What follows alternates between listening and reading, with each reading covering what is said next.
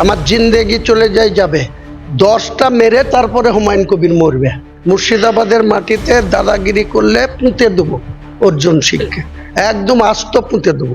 হুমায়ুন কবিরের জিন্দেগি যে কোনো টাইমে চলে যেতে পারে, কিন্তু 10 জনকে আগে কবরে পুঁতবো, তারপরে হুমায়ুন কবির কবরে যাবে, যত খুশি হোক। ওরকম তো ওই একজন কোরআন নিয়ে ওই একজন বিজেপির অসীম সরকার 100টা এফআইআর হয়েছিল, এই মমতা ব্যানার্জির সরকার তার লোম ছিঁড়তে পারেনি। তো আমার বিরুদ্ধে 1000 এফআইআর হোক। বাবরি মসজিদ আমার ট্রাস্টির নামে খরিদ করা জায়গায় করছি, কারো ক্ষমতা থাকলে রুখে নেবে। আমার জিন্দেগি চলে যাবে 10টা মেরে তারপরে হুমায়ুন কবির মরবে। হুমায়ুন কবিরের জিন্দেগি যে কোনো টাইমে চলে যেতে পারে, কিন্তু 10 জনকে আগে কবরে পুঁতবো, তারপরে হুমায়ুন কবির কবরে যাবে। ওরকম যে খুশি এফআইআর করতে পারে, যা খুশি করতে পারে। বিজেপি কেন্দ্রীয় মন্ত্রী বলছে বাবরি মসজিদ অবৈধ। কেন্দ্রীয় মন্ত্রী আইন প্রণয়নকারী সদস্য পার্লামেন্টের, ওনাকে আইন ওখানে মেজরিটি আছে, ওনাদের মন্ত্রিসভা থেকে বলুন যে ভারতবর্ষের সংবিধানে কারো মন্দির করা মসজিদ করা যাবে না, সেটা ওনারা আইন করে যেটা ঘোষণা করুক, তখন ভাবা যাবে।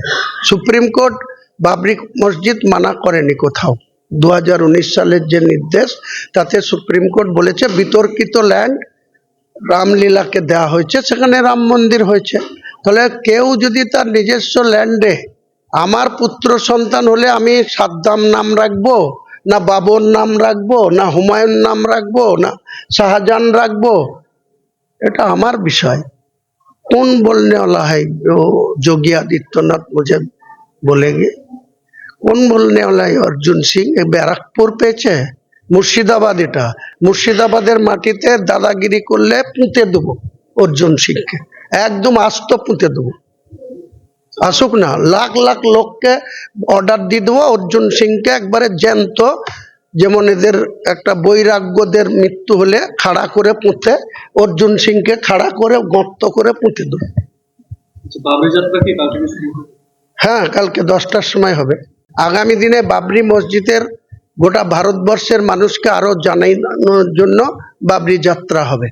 235 কিলোমিটার হওয়ার কথা ছিল, 4 হুইলার গাড়ির কনভয় নিয়ে হওয়ার কথা ছিল, কিন্তু উচ্চ মাধ্যমিক পরীক্ষার জন্য 13 তারিখ শুক্রবার মালদা জেলা জুড়ে 30টা প্রায় রাস্তার ধারে পরীক্ষার্থীদের সেন্টার আছে, সেটাকে বিবেচনা করে এটাকে ছোট করে দেওয়া হলো। লং ছিল, ছোট হলো।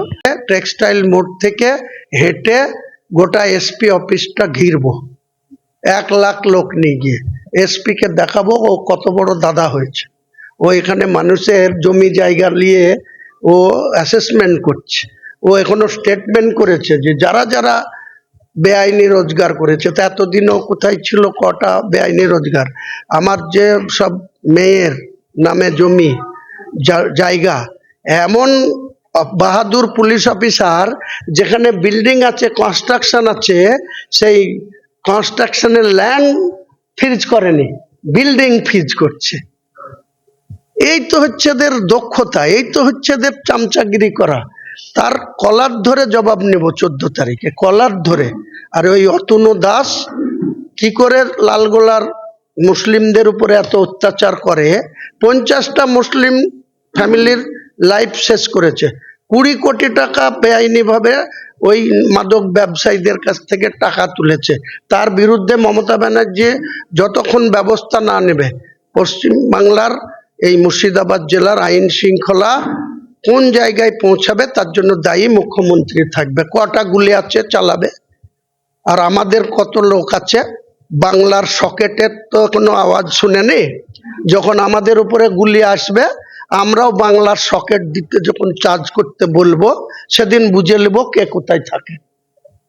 আপনার বিরুদ্ধে থানায় অভিযোগ দায়ের হয়েছে, হুমায়ুন কবির কোনো কিছুতে দমবে না, যতক্ষণ হুমায়ুন কবিরকে উপরওয়ালা না দমাবে কোনো মতেই দমার পাত্র হুমায়ুন কবির না। উপরওয়ালা যেদিন মনে করবে হুমায়ুন কবিরকে ডেকে নেবে, স্বেচ্ছায় কবরে চলে যাবে, কোনো পরোয়া করে না। আরো ভালো ভালো খবর দেখতে সাবস্ক্রাইব করুন বাংলা হান্টের ইউটিউব চ্যানেল। বাংলা হান্টের আরো খবর দেখতে নজর রাখুন। বাংলা খবর মানেই বাংলা হান্ট।